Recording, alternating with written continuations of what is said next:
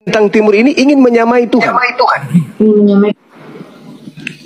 Ini ingin menyamai Tuhan. Al-Masih tidak diberitakan kemudian turun ke alam maut, tetapi iblisnya ini turun ke alam maut. Yesus memberikan tanda angkatan jahat 3 hari 3 malam di alam kubur. Berarti ada kebangkitan. Sementara bintang timur yang nomor 8. Bintang timur yang dimaksudkan kepada Tuhan Yesus ini berbeda dengan bintang timur. Karena kan yang kita tahu malaikat pada hakikatnya membawa cahaya juga pada zamannya, Bang. Oke, baik. Baik. Boleh kita buktikan bahwa siapa yang datang di Pulau Patmos ngaku bintang timur, boleh ya? Babil yang menara yang ada. Sebentar lebih kamu kalau mau jawab, Bang. Sorry Bang, aku potong Bang. Ini tampaknya istriku bergebu-gebu, dia pengen join juga live ini. Boleh kita? Boleh. Yes, Bang. Boleh. Silakan. Ini aku ingin dengar 2 obrolan ya. Oke, mungkin aku jelasin kali ya Bang. Ini on cam nggak ya? Nggak usah lah ya. Aku off cam aja karena aku nggak lagi bahas agama kalian kan. Jadi gini, itu kan penjelasannya tentang Menara Babel yang dimana yang dimaksud untuk menyamai Tuhan. Pada waktu itu Menara Babel dibangun tinggi banget dan mereka bilang mereka akan membangun menara itu sampai ke langit. Ya kan, kenapa dihancurkan? Karena mereka udah berpikir tuh. Jadi ini sebenarnya bukan ke iblis ya, sorry ya. Ini untuk Raja Babel yang serakah, yang sombong, yang mau menaikkan, yang mau membangun menara tertinggi, yang merasa bisa nih mau sampai nih ke surga. Nah, kenapa dia bintang timur yang dihancurkan? Mungkin kita belajar bahasa Indonesianya gini kali Bang. Ya hadi, ya bashir, ya tabibi.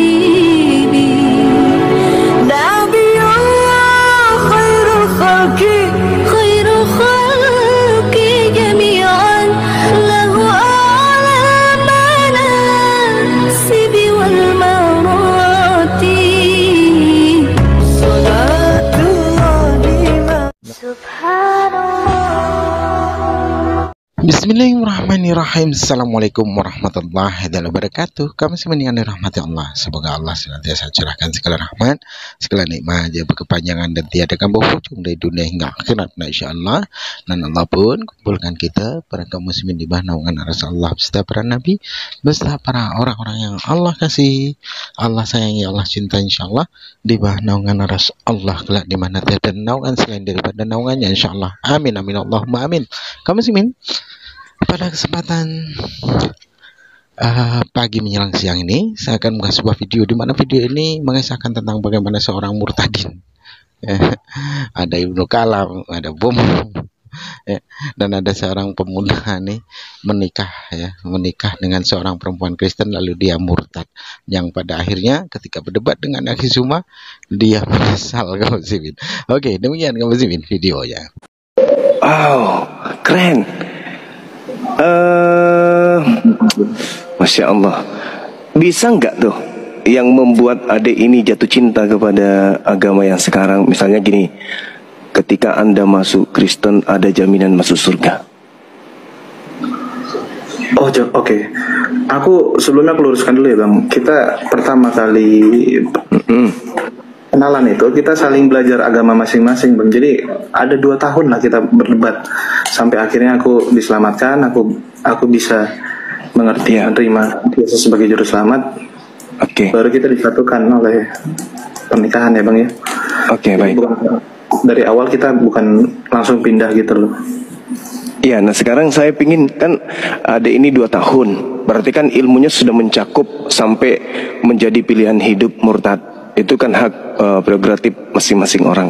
Nah, saya pingin jatuh cinta dengan keadaan itu. Ada nggak kemudian ilmu yang bisa saya pahami, begitu saya pindah ke Kristen, saya ada jaminan dari Yesus untuk masuk surga? Karena orang beragama itu kan endingnya surga. Orang masuk Islam endingnya surga, orang masuk Kristen endingnya surga. Ada nggak di Kristen itu jaminan surga dari Yesus langsung? Oke, jaminan surga itu sendiri nggak ada ya Bang. Kita nggak dijamin masuk surga kecuali kita menjadi Kristus. Sementara itu dia yang saya minta. Di mana tertulis itu jaminan surganya apabila kita menjadi Kristus? Itu tertulis di mana? Kalau yang aku pahami sekarang, tidak ada keselamatan melalui aku, firman Tuhan Yesus. Tidak ada keselamatan. Yang saya tahu loh, yang saya tahu jaminan untuk Kristen itu neraka dari Yesus. Itu yang saya tahu. Dari ayat apa itu Bang, biar sama-sama kita baca. Matius 7 nomor 22 sampai 23. Simpan dulu. Iya, silakan.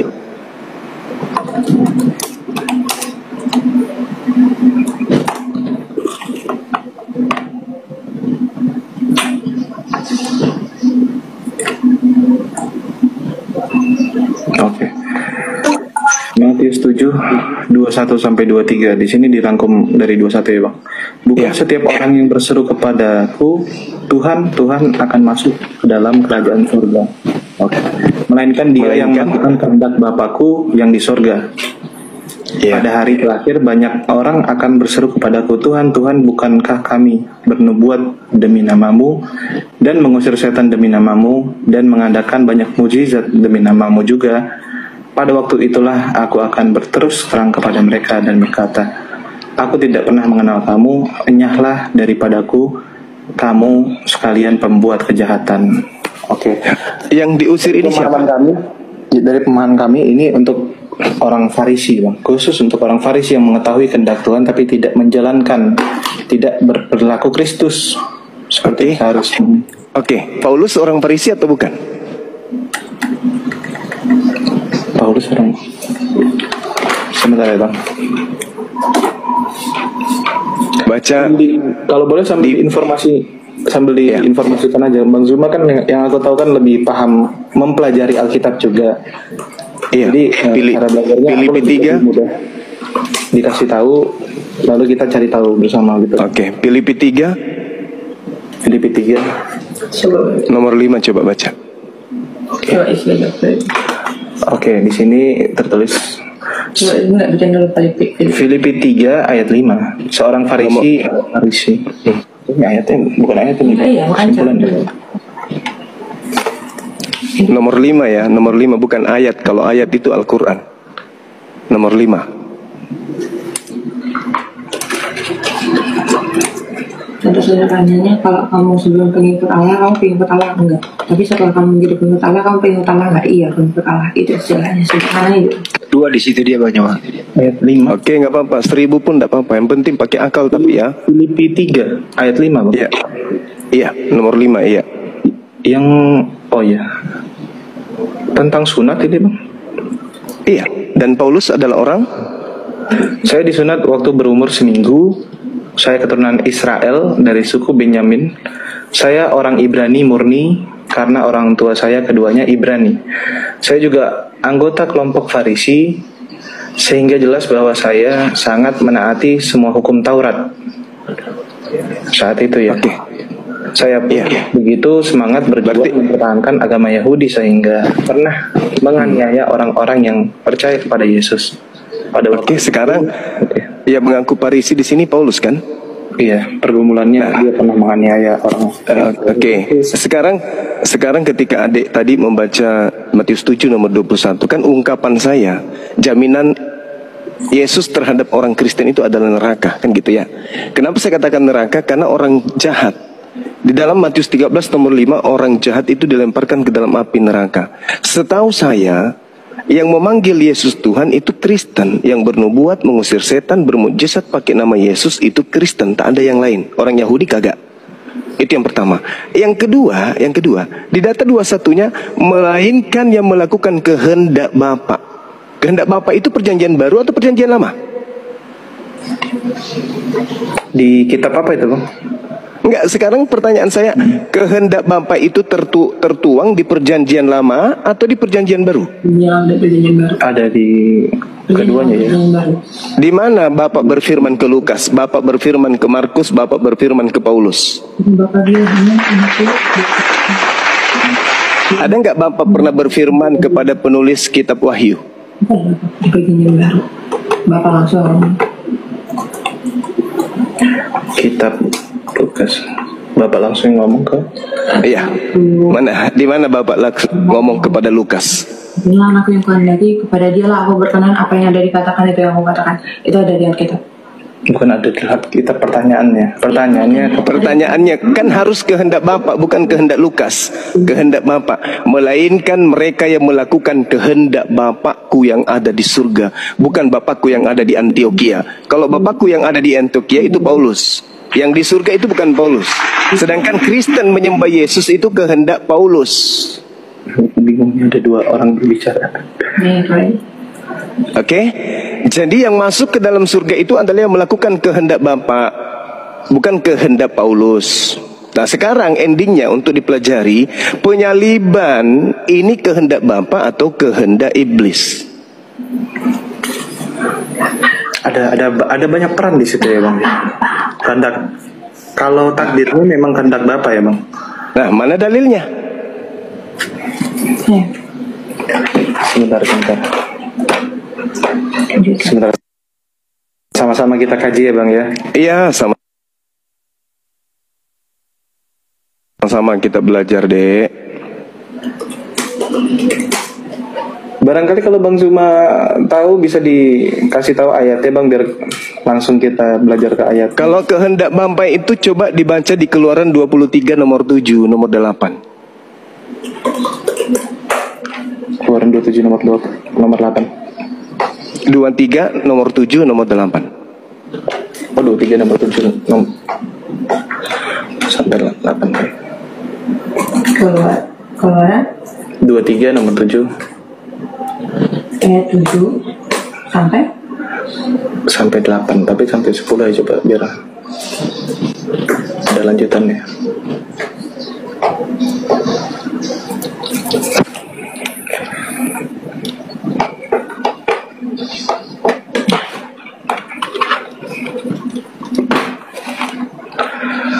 Keluaran 23 ayat 7.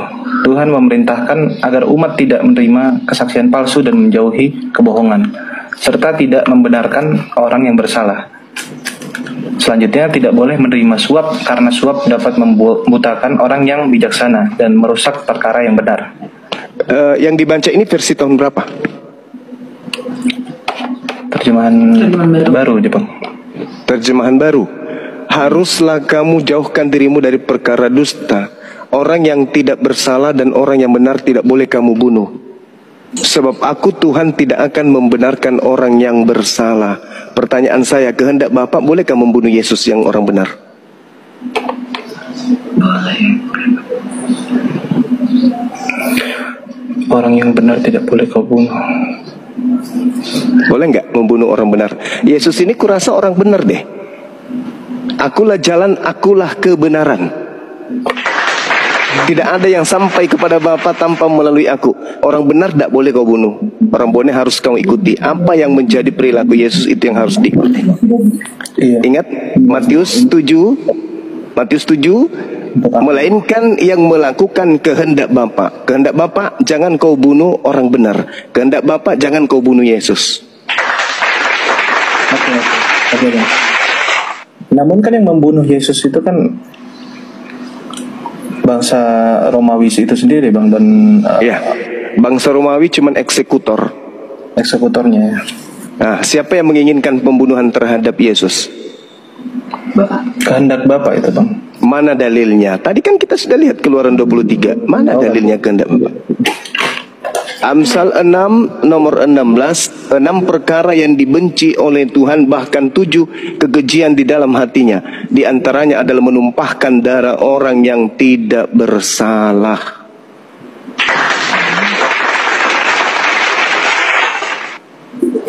Nah, berhubung lagi dicari Bang, aku mau bertanya balik Bang.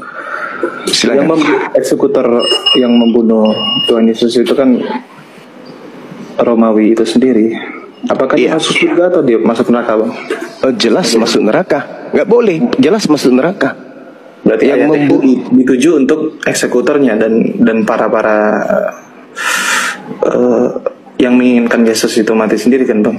Yes, makanya di dalam kitab saudara di dalam kitab saudara di situ dikatakan di Matius 26 nomor 59 jelas sekali bahwa mereka menyerahkan Yesus dengan cara apa? Melakukan tipu muslihat, kesaksian-kesaksian palsu. Bahkan di dalam Matius 27 nomor 18 Pilatus mengatakan apa? Mereka orang-orang Yahudi, ahli Taurat, mahkamah agama menyerahkan Yesus untuk disalib karena apa? Karena dengki. Kedengkian terhadap Yesus boleh dibunuh Yesus ini. Kan gak boleh Yesus itu dibunuh. Gak boleh. Dia orang suci kan? Iya. Bagi mereka wajar mereka masuk neraka karena mereka membunuh. Nah, sekarang yang menerima hasil kerjaan penghuni neraka apa? Kristen-Kristen yang menerima pekerjaan dari pelaku pekerja neraka ini apa upahnya? Bagi kalian yang menyembah, yang menikmati hasil pelaku kriminal yang dilakukan oleh pelaku dosa, apa hadiahnya kira-kira? Pelaku dosa itu sendiri kan bangsa Yahudi, Romawi dan Pilatus itu sendiri, Bang. Dosa karena dosa karena membuat Tuhan murka dengan membunuh anaknya, betul? Oke. Nah, sekarang yang melakukan dosa mereka yang panen dari perbuatan dosa kalian. Aku belum paham nih, Bang. Kenapa kami? Karena kami kan nggak mengikuti. Oke. Baik. Sekarang ketika ada pencuri dan Anda tahu itu adalah hasil curian, lantas Anda makan, itu adalah sebuah kebaikan. Harusnya enggak.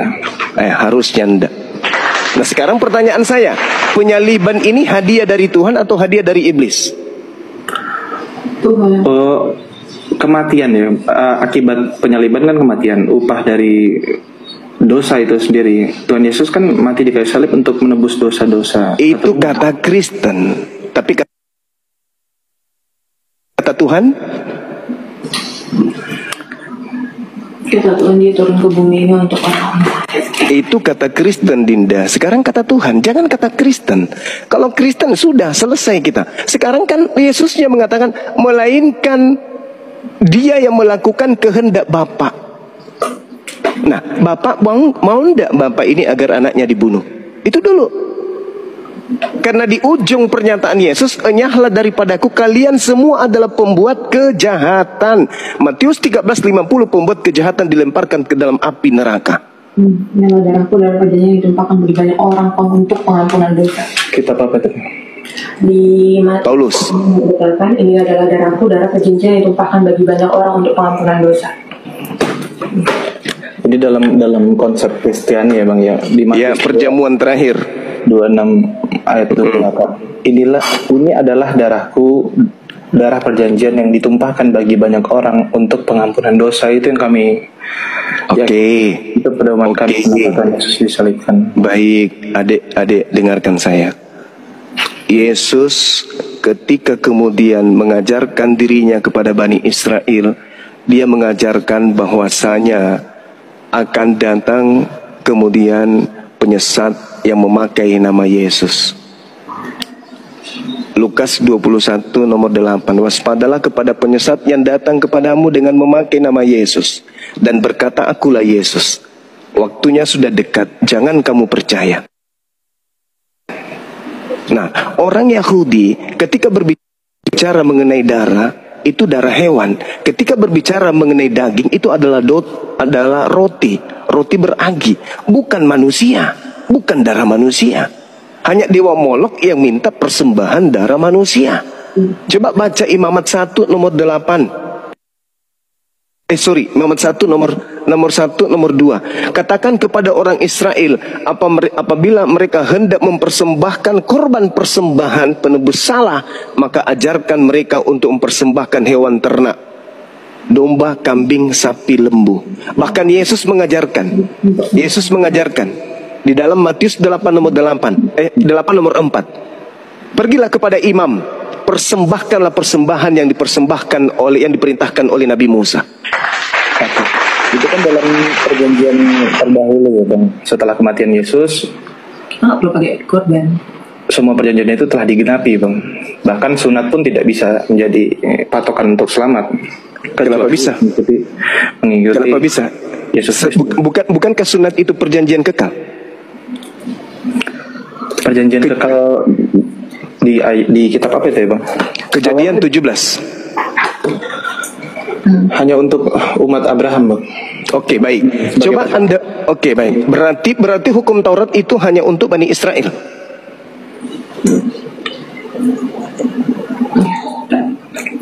Berarti hukum Taurat ini hanya untuk Bani Israel. Maksud ayat apa tadi? Ayat berapa? Kejadian 17. Kejadian 17. Kejadian. Iya. Bahkan di Kejadian 17 nomor 14 dikatakan, dan orang yang tidak bersunat, yaitu laki-laki yang tidak dikerat kulit khatannya, maka orang itu harus dilenyapkan dari antara orang sebangsanya, karena ia telah mengingkari perjanjianku. Jadi berdasarkan Kejadian 17 ini, orang Kristen itu sebenarnya harus dibunuh semua, karena mereka tidak bersunat, karena mereka membatalkan perjanjian kekal Tuhan. Untungnya aku salah satu orang Kristen yang udah bersunat ya. Nah, kalau sudah bersunat pun bahaya. Galatia 5 nomor 2, barang siapa yang menyunatkan dirinya Yesus Kristus tidak berguna baginya. Ayo, mau kemana? Mau kemana? Ini kita baca yang Kejadian 17 dulu ya, Bang. Iya, silakan. Belum aku cari, Bang. Kejadian 17. Ayat berapa tadi, Bang? 14.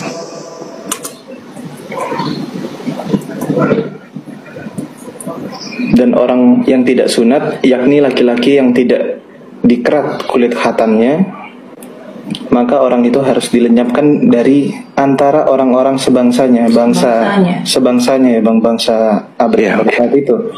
Ia telah mengingkari perjanjianku. Oke. Jadi itu hanya berlaku untuk Bani Israel. Sepemahamanku ya, Bang, ini nggak mewakili Alkitab seutuhnya ya, karena aku masih belajar juga. Sepemahamanku ya untuk bangsa Israel. Iya. Berarti Yesus mati untuk bangsa Israel saja dong. Coba baca Galatia 3 nomor 13. Kristus telah menebus kita dari kutuk hukum Taurat dengan jalan menjadi kutuk. Sebab ada tertulis, terkutuklah orang yang mati di atas tiang salib. Yesus mati untuk menebus kutuk hukum Taurat. Hukum Taurat hanya untuk Bani Israel. Berarti Yesus mati hanya untuk Bani Israel.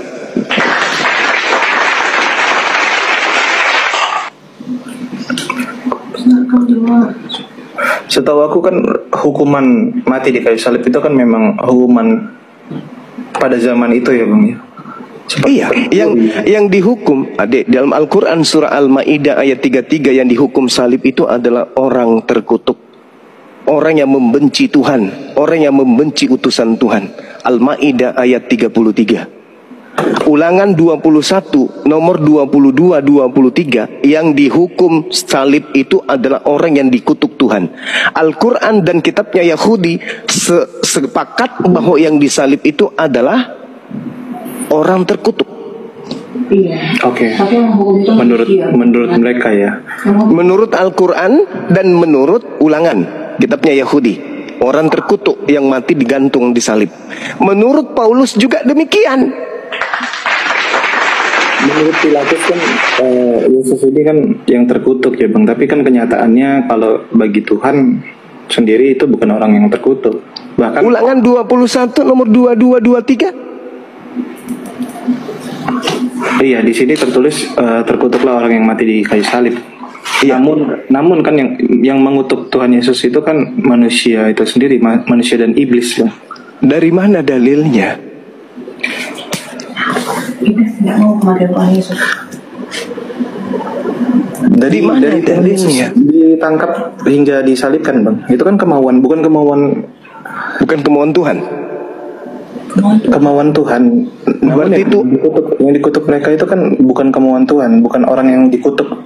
Nah, ini yang dari tadi saya minta dalilnya, di mana Tuhan ingin membunuh Yesus. Bisa tidak kita lihat di dalam Kejadian 8? Di Yohanes 8. Yohanes 8. Iya. Yohanes 8 ayat berapa? Ayat berapa? Ayat 37 deh. 37. Ya, 37, 38, 39, satu perikop lah. Baca dari 37.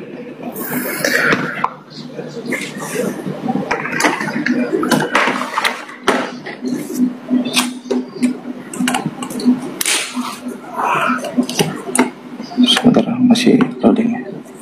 Aku bisa bilang begitu karena bukti kenapa Tuhan Yesus bukan orang yang terkutuk, dia bisa bangkit lagi di hari ketiga, Bang. Yang bangkit hari ketiga itu bukan Yesus tapi iblis. Saya bisa buktikan. Saya bisa buktikan dari Bible sendiri.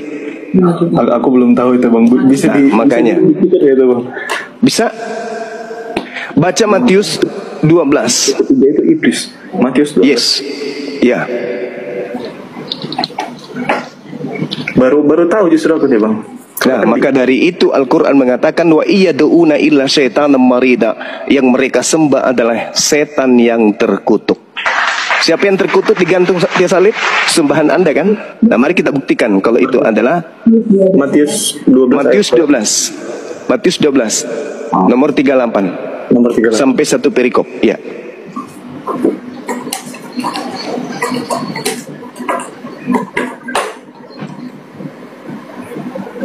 Jauh berapa ahli Taurat dan orang Farisi menjawabnya? Katanya coba sini dibacain ke semuanya.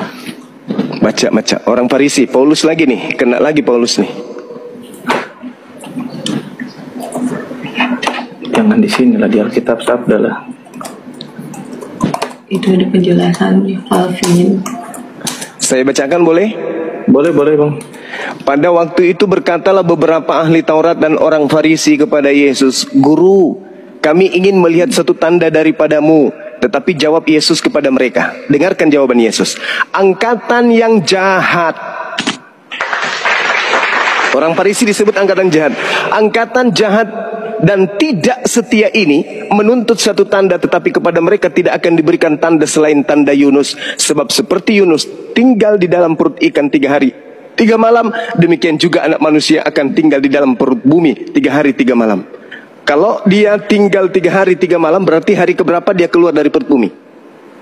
Hari ketiga. Hari ketiga. Sekarang Anda baca Yesaya 14 nomor 12 sampai nomor 15. Orang-orang ini akan bangkit bersama angkatan ini juga sebab orang ini itu bertobat setelah mendengar pemberitaan Yunus. Dan sesungguhnya yang ada di sini lebih daripada Yunus pada waktu penghakiman. Ratu dari selatan itu akan bangkit bersama angkatan ini dan ia akan menghukumnya juga. Boleh ke Yesaya 14? Yesaya 14 ayat berapa? 12 sampai 15.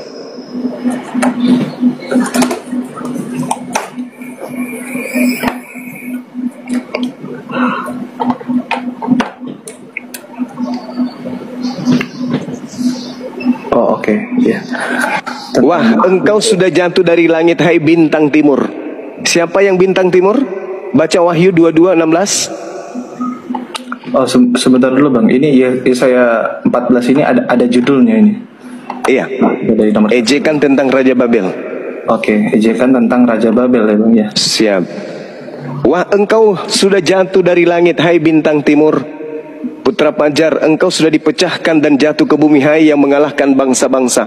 Engkau yang tadinya berkata dalam hatimu, aku hendak naik ke langit, aku hendak mendirikan tahtaku mengatasi bintang-bintang Allah, dan aku hendak duduk di atas bukit pertemuan jauh di sebelah utara. Aku hendak naik mengatasi ketinggian awan-awan, hendak menyamai yang maha tinggi.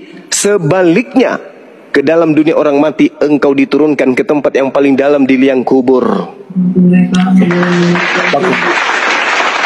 Pertama ini kan ditujukan untuk Raja Babel itu sendiri. Yes, Raja Babel. Tapi ini yang ceritanya adalah yang mau menyamai yang maha tinggi itu siapa? Oke. Bintang Timur. Pada masa itu bintang Timur itu suatu gelar kan?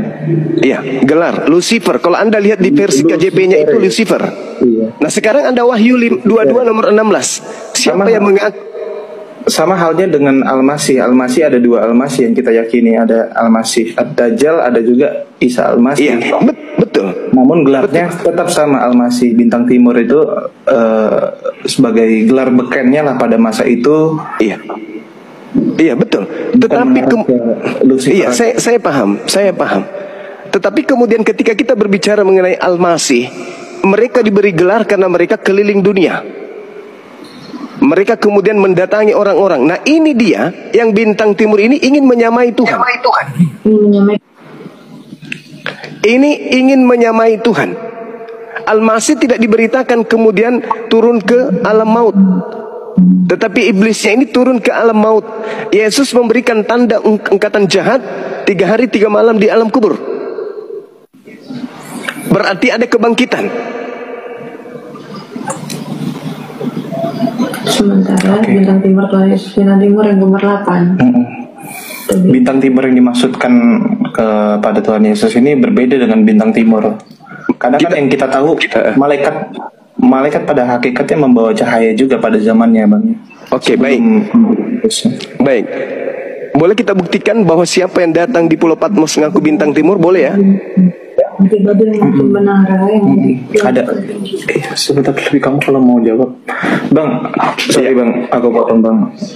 Ini tampaknya istriku bergebu-gebu, dia pengen join juga live ini. Boleh kita? Boleh. Boleh. Silakan. Ini aku dengar 2 obrolan ya. Oke, mungkin aku jelasin kali Bang. Ini on cam nggak ya? Nggak usah lah ya. Aku off cam aja karena aku nggak lagi bahas agama kalian kan. Jadi gini, itu kan penjelasannya tentang Menara Babel yang dimana yang dimaksud untuk menyamai Tuhan. Pada waktu itu Menara Babel dibangun tinggi banget dan mereka bilang mereka akan membangun menara itu sampai ke langit. Ya kan, kenapa dihancurkan? Karena mereka udah berpikir tuh. Jadi ini sebenarnya bukan ke iblis ya, sorry ya. Ini untuk Raja Babel yang serakah, yang sombong, yang mau menaikkan, yang mau membangun menara tertinggi, yang merasa bisa nih mau sampai nih ke surga.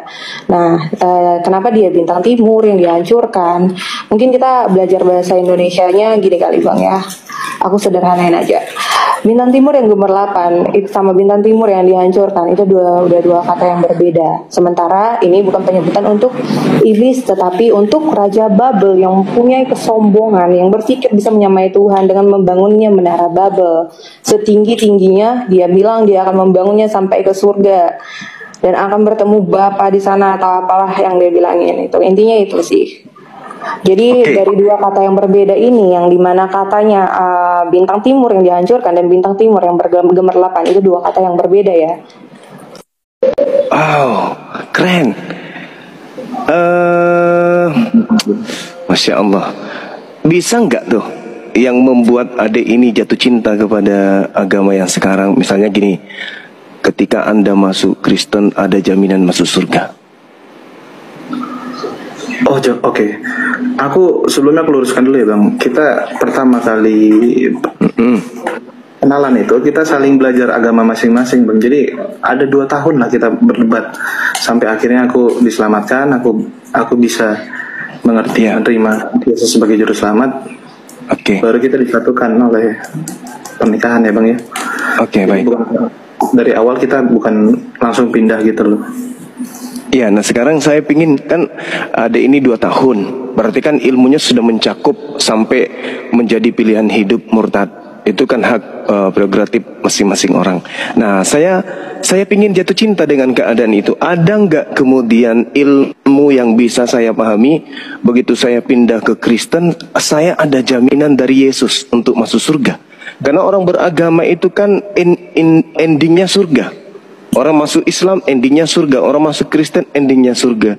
Ada nggak di Kristen itu jaminan surga dari Yesus langsung? Oke.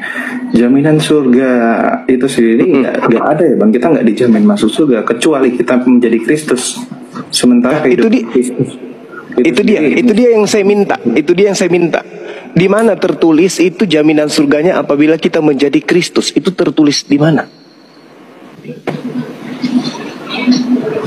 Kalau yang aku pahami sekarang, tidak ada keselamatan melalui aku, firman Tuhan Yesus. Tidak ada keselamatan. Yang saya tahu jaminan untuk Kristen itu neraka dari Yesus. Itu yang saya tahu.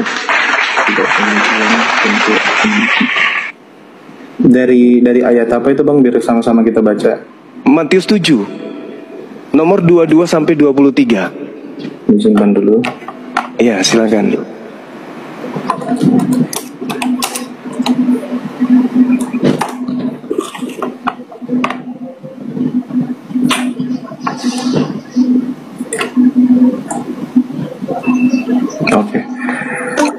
Matius 7 21 sampai 23. Di sini dirangkum dari 21 ya, Bang. Bukan setiap orang yang berseru kepadaku, Tuhan, Tuhan akan masuk ke dalam kerajaan surga. Oke. Melainkan dia yang melakukan kehendak Bapakku yang di surga. Pada hari terakhir banyak orang akan berseru kepadaku, Tuhan, Tuhan, bukankah kami bernubuat demi namamu dan mengusir setan demi namamu dan mengadakan banyak mukjizat demi namamu juga? Pada waktu itulah aku akan berterus terang kepada mereka dan berkata, aku tidak pernah mengenal kamu, enyahlah daripadaku, kamu sekalian pembuat kejahatan. Oke. Yang diusir ini siapa? Dari pemahaman kami ini untuk orang Farisi, Bang. Khusus untuk orang Farisi yang mengetahui kehendak Tuhan tapi tidak menjalankan, tidak berlaku Kristus seperti harusnya. Oke, Paulus orang Farisi atau bukan? Paulus orang. Sebentar ya, Bang. Baca. Kalau boleh sambil diinformasikan aja. Bang Zuma kan yang aku tahu kan lebih paham mempelajari Alkitab juga. Iya. Jadi cara belajarnya Filipi 3 dikasih tahu, lalu kita cari tahu bersama gitu. Oke, Filipi 3 nomor 5 coba baca. Oke, di sini tertulis Filipi 3 ayat 5. Seorang Farisi. Ini ayatnya bukan ayat ini. Kesimpulannya. Nomor 5 ya, nomor 5 bukan ayat. Kalau ayat itu Al-Quran. Nomor 5. Tentu saja tanyanya, kalau kamu sebelum pengikut Allah, kamu pengikut Allah enggak? Tapi setelah kamu menjadi pengikut Allah, kamu pengikut Allah enggak? Iya, pengikut Allah. Itu istilahnya, sederhana itu. Dua di situ dia banyak. Ayat 5. Oke, nggak apa-apa. 1000 pun nggak apa-apa. Yang penting pakai akal tapi ya. Filipi 3 ayat 5, Bang. Iya. Iya, nomor 5 iya. Yang tentang sunat ini, Bang. Iya, dan Paulus adalah orang. Saya disunat waktu berumur seminggu. Saya keturunan Israel dari suku Benyamin. Saya orang Ibrani murni karena orang tua saya keduanya Ibrani. Saya juga anggota kelompok Farisi, sehingga jelas bahwa saya sangat menaati semua hukum Taurat saat itu ya. Saya begitu semangat berjuang mempertahankan agama Yahudi sehingga pernah menganiaya orang-orang yang percaya kepada Yesus. Pada waktu sekarang yang mengaku Farisi di sini Paulus kan? Iya, pergumulannya dia pernah menganiaya orang. Sekarang ketika adik tadi membaca Matius 7 nomor 21 kan ungkapan saya, jaminan Yesus terhadap orang Kristen itu adalah neraka, kan gitu ya. Kenapa saya katakan neraka? Karena orang jahat. Di dalam Matius 13 nomor 5, orang jahat itu dilemparkan ke dalam api neraka. Setahu saya, yang memanggil Yesus Tuhan itu Kristen, yang bernubuat, mengusir setan, bermujizat pakai nama Yesus itu Kristen, tak ada yang lain. Orang Yahudi kagak. Itu yang pertama. Yang kedua, di data 21-nya, melainkan yang melakukan kehendak Bapa. Kehendak Bapa itu perjanjian baru atau perjanjian lama? Di kitab apa itu, Bang? Enggak, sekarang pertanyaan saya, kehendak Bapa itu tertuang di perjanjian lama atau di perjanjian baru? Ada di keduanya ya. Di mana Bapak berfirman ke Lukas, Bapak berfirman ke Markus, Bapak berfirman ke Paulus?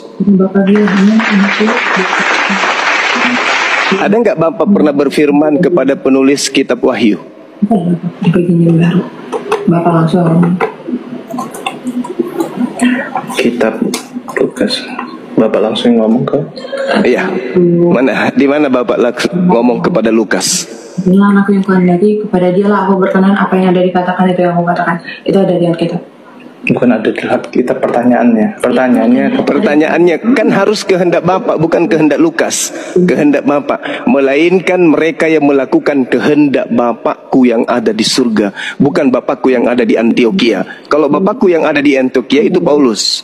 Yang di surga itu bukan Paulus. Sedangkan Kristen menyembah Yesus itu kehendak Paulus.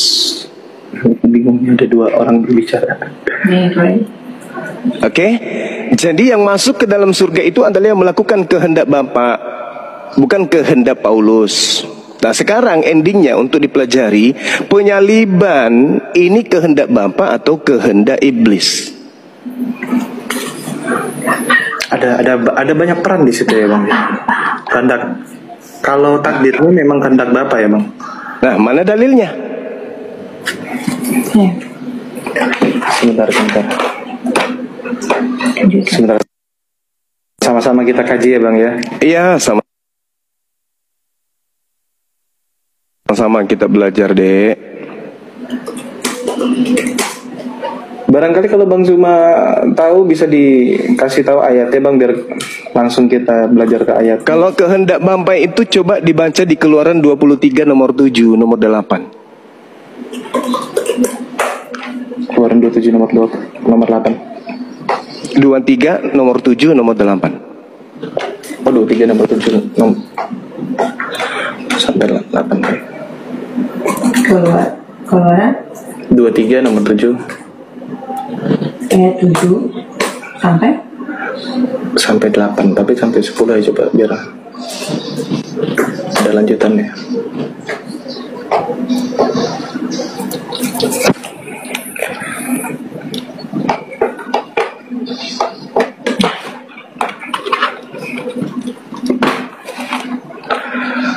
Keluaran 23 ayat 7. Tuhan memerintahkan agar umat tidak menerima kesaksian palsu dan menjauhi kebohongan, serta tidak membenarkan orang yang bersalah.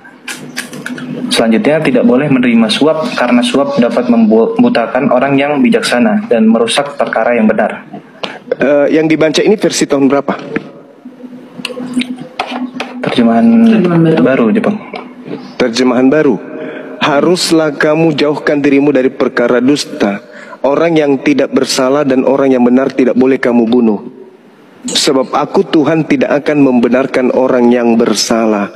Pertanyaan saya, kehendak Bapak bolehkah membunuh Yesus yang orang benar? Boleh. Orang yang benar tidak boleh kau bunuh. Boleh nggak membunuh orang benar? Yesus ini kurasa orang benar deh. Akulah jalan, akulah kebenaran. Tidak ada yang sampai kepada Bapa tanpa melalui aku. Orang benar tidak boleh kau bunuh. Orang benar harus kau ikuti. Apa yang menjadi perilaku Yesus itu yang harus diikuti. Iya. Ingat Matius 7, melainkan yang melakukan kehendak Bapa. Kehendak Bapa, jangan kau bunuh orang benar. Kehendak Bapa, jangan kau bunuh Yesus. Oke. Namun kan yang membunuh Yesus itu kan bangsa Romawi itu sendiri Bang, dan ya, bangsa Romawi cuman eksekutornya ya. Nah, siapa yang menginginkan pembunuhan terhadap Yesus? Kehendak Bapa itu Bang. Mana dalilnya? Tadi kan kita sudah lihat Keluaran 23. Mana dalilnya kehendak Bapa? Amsal 6 nomor 16, 6 perkara yang dibenci oleh Tuhan, bahkan 7 kekejian di dalam hatinya. Di antaranya adalah menumpahkan darah orang yang tidak bersalah.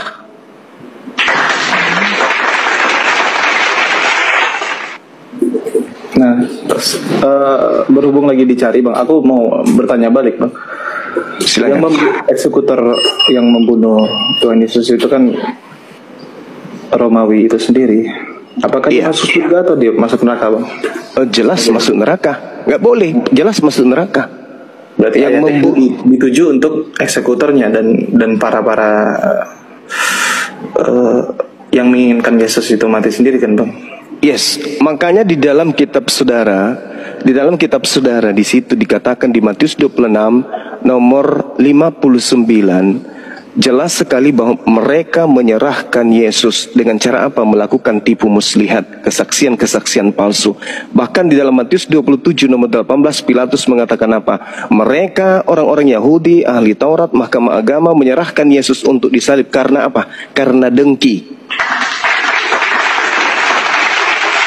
Kedengkian terhadap Yesus boleh dibunuh Yesus ini? Kan gak boleh Yesus itu dibunuh. Gak boleh, dia orang suci kan? Iya. Bagi mereka wajar mereka masuk neraka karena mereka membunuh Nah, sekarang yang menerima hasil kerjaan penghuni neraka apa? Kristen-Kristen yang menerima pekerjaan dari pelaku pekerja neraka ini apa upahnya bagi kalian yang menyembah, yang menikmati hasil pelaku kriminal yang dilakukan oleh pelaku dosa? Apa hadiahnya kira-kira? Pelaku dosa itu sendiri kan bangsa Yahudi, Romawi dan Pilatus itu sendiri, Bang. Dosa karena membuat Tuhan murka dengan membunuh anaknya, betul? Oke. Nah, sekarang yang melakukan dosa mereka yang panen dari perbuatan dosa kalian. Aku belum paham nih, Bang. Kenapa kami? Karena kami kan nggak mengikuti. Oke.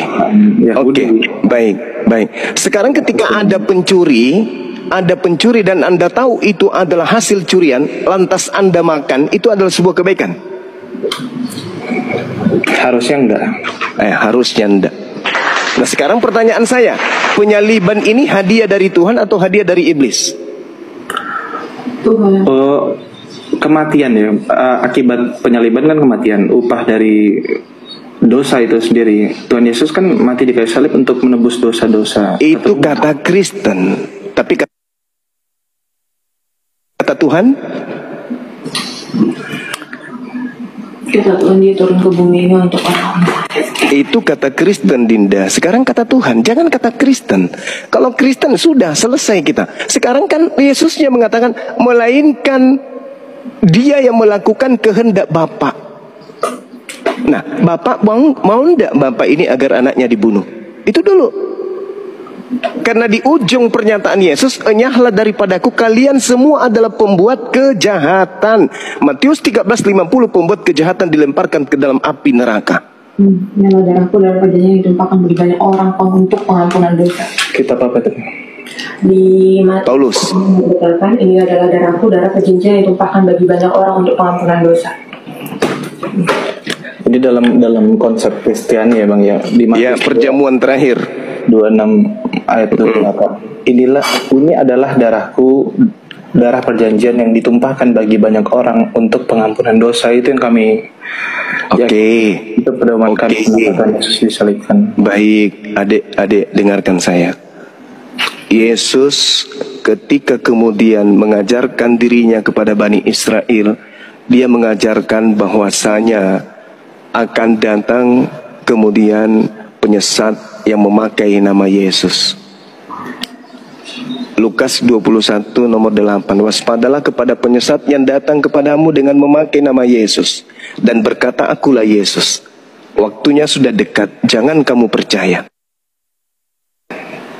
Nah, orang Yahudi ketika berbicara mengenai darah, itu darah hewan. Ketika berbicara mengenai daging, itu adalah roti beragi, bukan manusia, bukan darah manusia.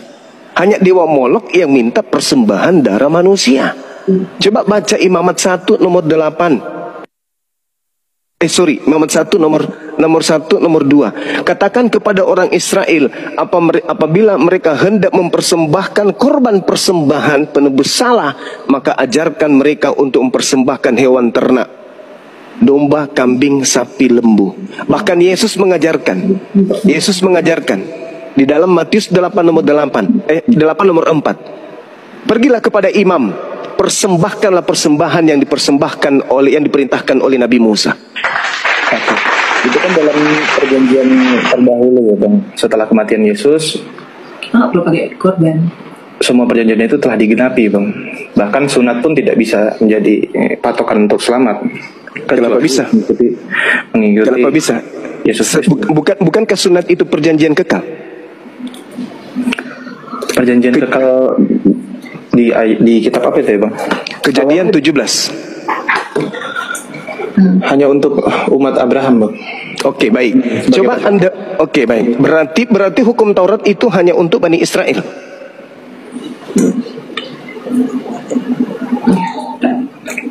Berarti hukum Taurat ini hanya untuk Bani Israel. Maksud ayat apa tadi? Ayat berapa? Kejadian 17. Kejadian. Iya. Bahkan di Kejadian 17 nomor 14 dikatakan, dan orang yang tidak bersunat, yaitu laki-laki yang tidak dikerat kulit khatannya, maka orang itu harus dilenyapkan dari antara orang sebangsanya. karena ia telah mengingkari perjanjianku. Jadi berdasarkan kejadian 17 ini, orang Kristen itu sebenarnya harus dibunuh semua, karena mereka tidak bersunat, karena mereka membatalkan perjanjian kekal Tuhan. Untungnya aku salah satu orang Kristen yang udah bersunat ya. Nah, kalau sudah bersunat pun bahaya. Galatia 5 nomor 2, barang siapa yang menyunatkan dirinya Yesus Kristus tidak berguna baginya. Ayo, mau kemana? Mau kemana? Ini kita baca yang kejadian 17 dulu ya Bang. Iya, silakan. Belum ku cari Bang. Kejadian 17. Ayat berapa tadi Bang? 14.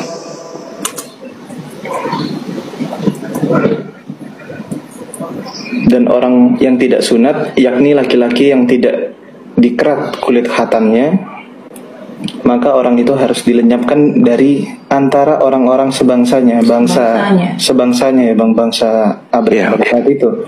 Ia telah mengingkari perjanjianku. Oke. Jadi itu hanya berlaku untuk Bani Israel. Sepemahamanku ya Bang, ini nggak mewakili Alkitab seutuhnya ya, karena aku masih belajar juga. Sepemahamanku ya untuk bangsa Israel. Iya. Berarti Yesus mati untuk bangsa Israel saja dong.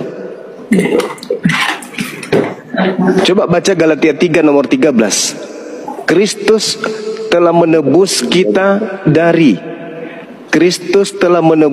dari kutuk hukum Taurat dengan jalan menjadi kutuk.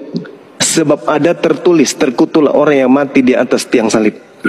Yesus mati untuk menebus kutuk hukum Taurat. Hukum Taurat hanya untuk Bani Israel. Berarti Yesus mati hanya untuk Bani Israel.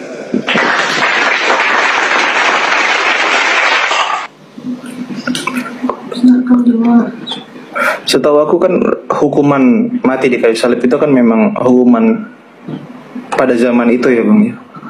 Iya, yang dihukum, adik, dalam Al-Quran surah Al-Ma'idah ayat 33, yang dihukum salib itu adalah orang terkutuk, orang yang membenci Tuhan, orang yang membenci utusan Tuhan.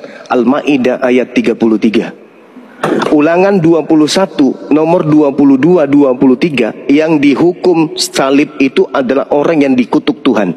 Al-Quran dan kitabnya Yahudi sepakat bahwa yang disalib itu adalah orang terkutuk. Iya. Oke. Tapi yang hukum itu Menurut mereka ya. Menurut Al-Quran dan menurut Ulangan, kitabnya Yahudi, orang terkutuk yang mati digantung di salib. Menurut Paulus juga demikian. Menurut Pilatus kan Yesus ini kan yang terkutuk ya Bang. Tapi kan kenyataannya kalau bagi Tuhan sendiri itu bukan orang yang terkutuk. Bahkan Ulangan 21 nomor 22-23. iya, di sini tertulis terkutuklah orang yang mati di kayu salib. Iya. Namun kan yang mengutuk Tuhan Yesus itu kan manusia itu sendiri, manusia dan iblis ya. Dari mana dalilnya? Iblis tidak mau kematian Tuhan Yesus. Dari mana dalilnya? Ditangkap hingga disalibkan Bang. Itu kan kemauan, bukan kemauan Tuhan. Kemauan Tuhan. Berarti itu yang dikutuk mereka itu kan bukan kemauan Tuhan, bukan orang yang dikutuk. Nah, ini yang dari tadi saya minta dalilnya, di mana Tuhan ingin membunuh Yesus. Bisa tidak kita lihat di dalam Kejadian 8? Di Yohanes 8. Yohanes 8. Iya. Yohanes 8 ayat berapa? Ayat berapa? Ayat 37 deh. 37. Ya, 37, 38, 39, satu perikop lah. Baca dari 37.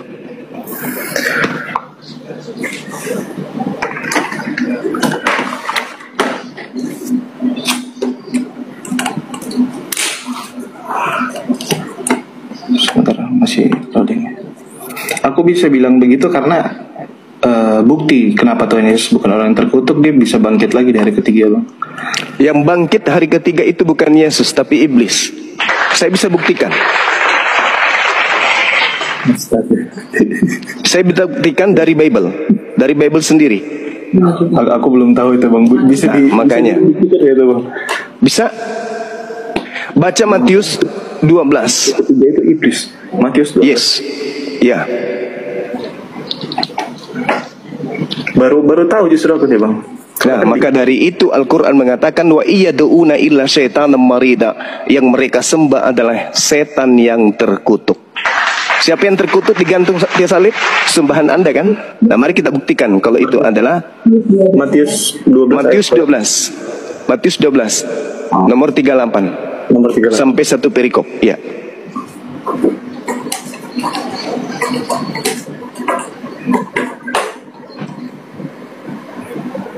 Jauh berapa ahli Taurat dan orang Farisi menjawabnya? Katanya Coba sini dibacain ke semuanya.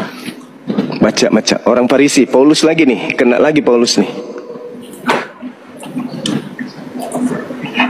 Jangan di sini lah, di Alkitab Sabda lah. Itu ada penjelasannya, Alvin. Saya bacakan boleh? Boleh, Bang. Pada waktu itu berkatalah beberapa ahli Taurat dan orang Farisi kepada Yesus, "Guru, kami ingin melihat satu tanda daripadamu." Tetapi jawab Yesus kepada mereka. Dengarkan jawaban Yesus. "Angkatan yang jahat." Orang Farisi disebut angkatan jahat. Angkatan jahat dan tidak setia ini menuntut satu tanda, tetapi kepada mereka tidak akan diberikan tanda selain tanda Yunus. Sebab seperti Yunus tinggal di dalam perut ikan 3 hari 3 malam, demikian juga anak manusia akan tinggal di dalam perut bumi 3 hari 3 malam. Kalau dia tinggal 3 hari 3 malam, berarti hari keberapa dia keluar dari perut bumi? Hari ketiga. Hari ketiga. Sekarang Anda baca Yesaya 14 nomor 12 sampai nomor 15. Orang-orang ini akan bangkit bersama angkatan ini juga sebab orang ini itu bertobat setelah mendengar pemberitaan Yunus. Dan sesungguhnya yang ada di sini lebih daripada Yunus pada waktu penghakiman. Ratu dari selatan itu akan bangkit bersama angkatan ini dan ia akan menghukumnya juga. Boleh ke Yesaya 14? Yesaya 14 ayat berapa? 12 sampai 15.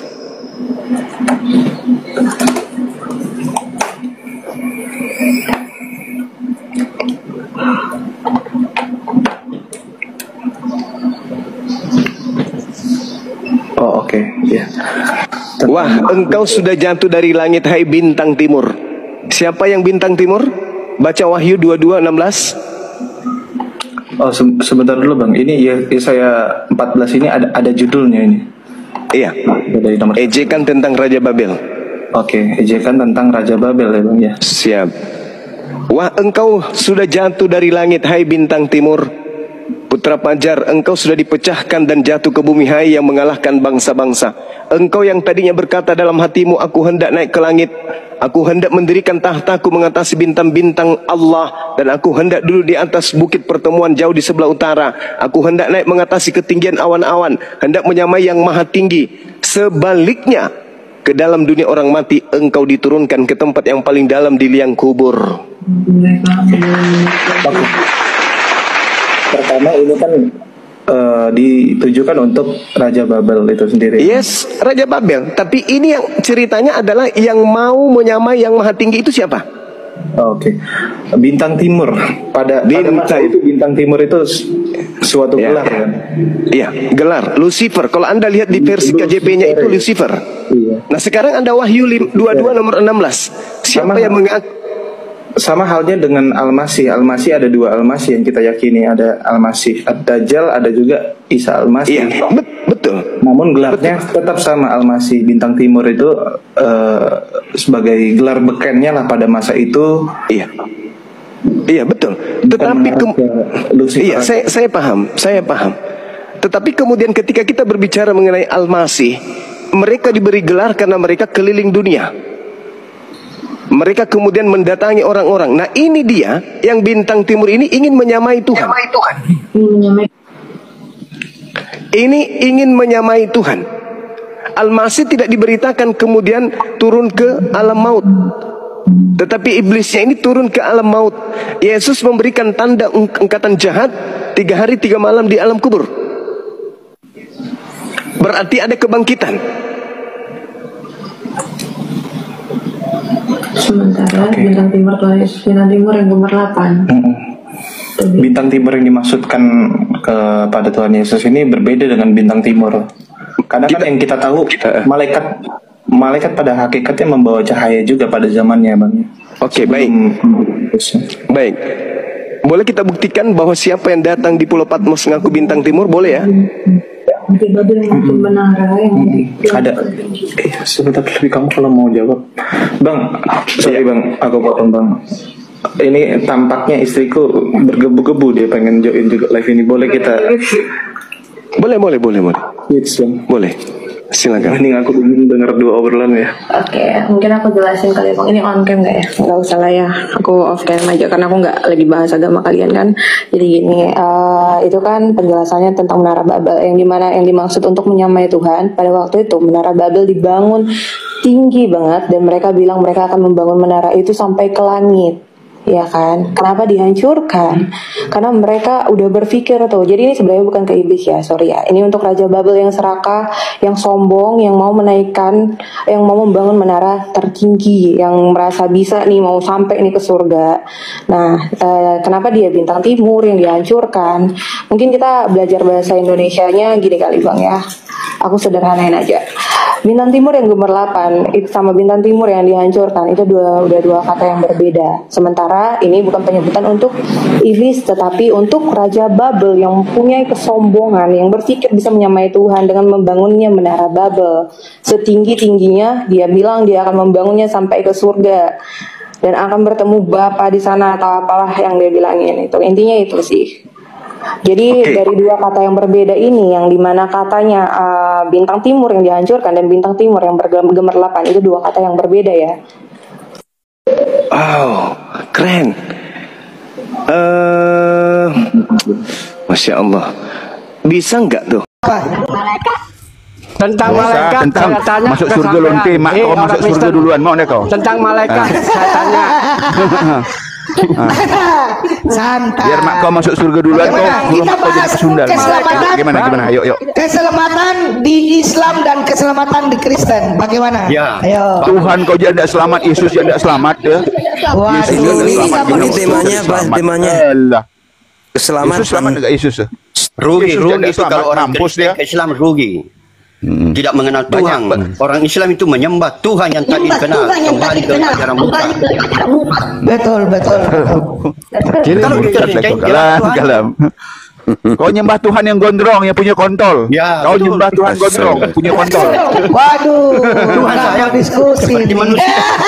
Kau nyembah Tuhan idiot atau musuh Tuhan. Menjelaskan Tuhan seperti kau nyembah Tuhan gondrong, kau nyembah Tuhan gondrong, idiot atau apa-apa.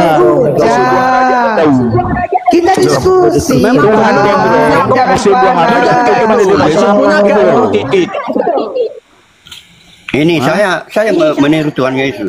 Rambut saya gondrong. Lah iya, idiot kan tidak tahu musim buahara kan? Yesus sebagai penggemar.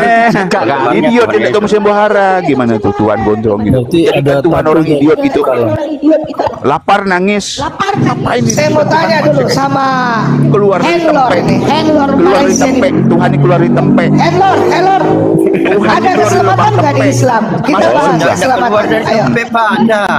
Lah Yesus keluar dari tempek. Dari tempat bocil 12 tahun.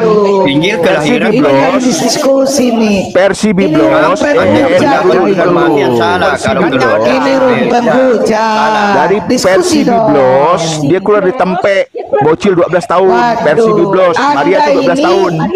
Keluar dari tempe situ dia Tuhan kau gondrong itu gitu loh. Jangan. Pak Ibnu. Ya. Ini orang Islam tidak punya ilmu, Pak Ibnu. Ini orang Kristen, ilmu keluar dari Pak Ibnu itu loh, bener bodoh karena orang Islam itu tidak membaca literatur 4 nomor 10. Kalian bodoh karena Kristus.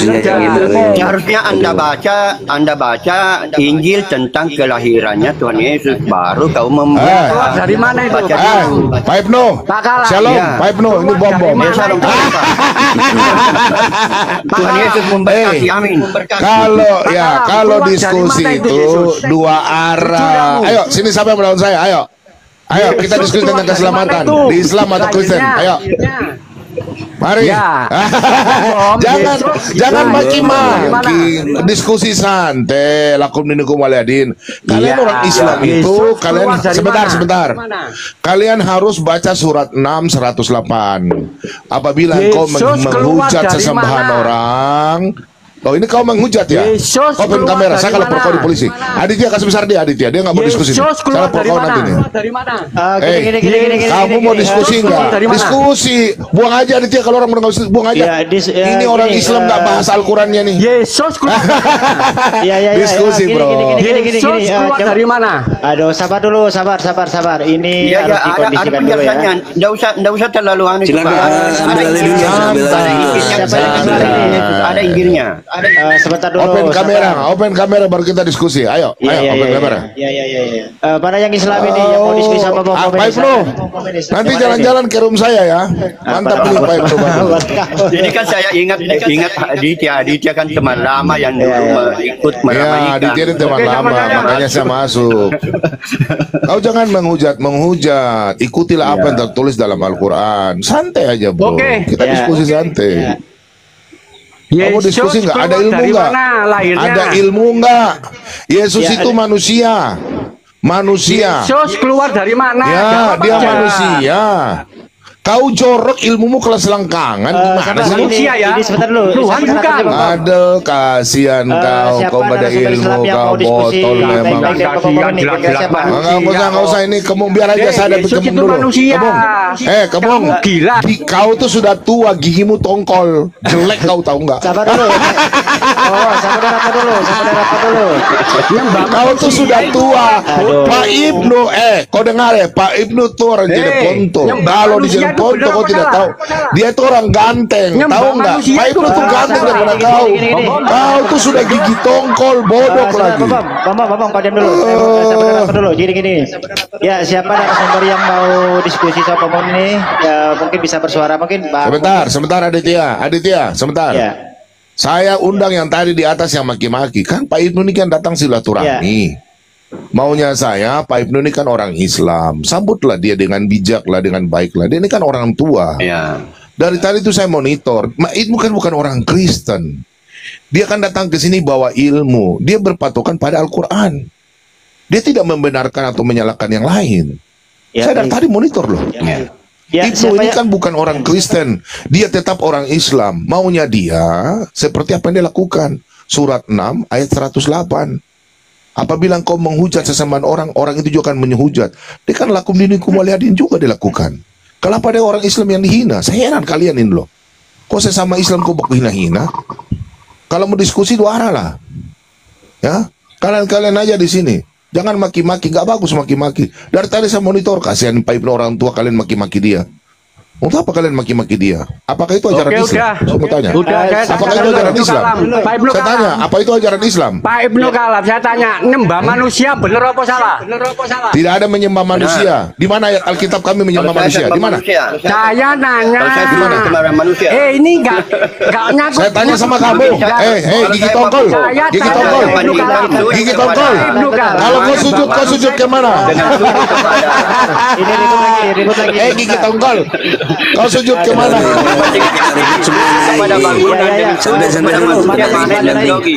Oke lah, Aditya, Pak Ibnu. Lanjut ya, saya juga mau live jadi. Nanti Pak Ibnu masuk ya. Assalamualaikum ya, bukan kabur. Nggak perlu kubal balik kalian semua. Oke Pak Ibnu ya, kau masuk. Kita dua di ruang mana Aditya?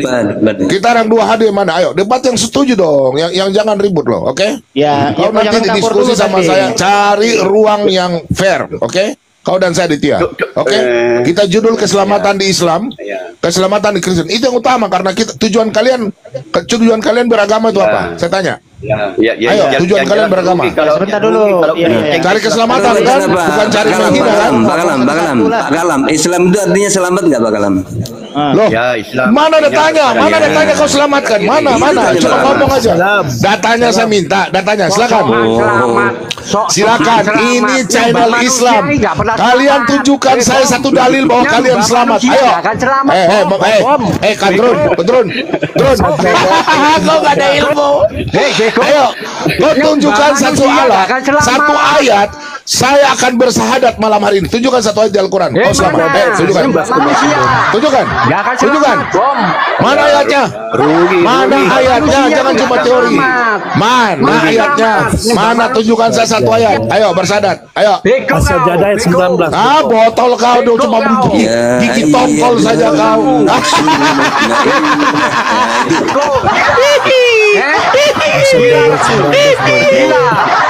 Gigi tongkol, gigi tongkol, langsung malu pakai apa? Pakai filter. Nah itu coy, lepas filter, gigimu tongkol.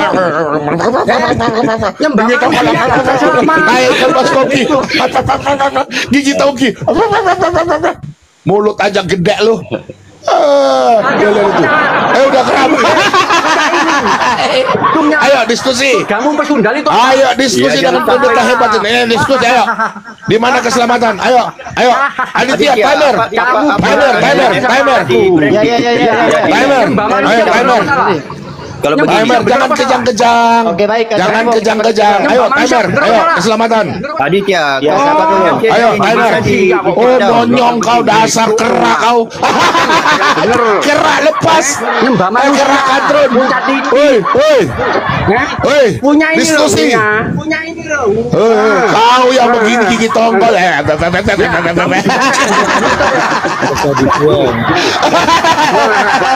Gigi tongkol. Ya itu. Guru Pak Ibnu, ada hantu siluman. Pak Ibnu, siluman.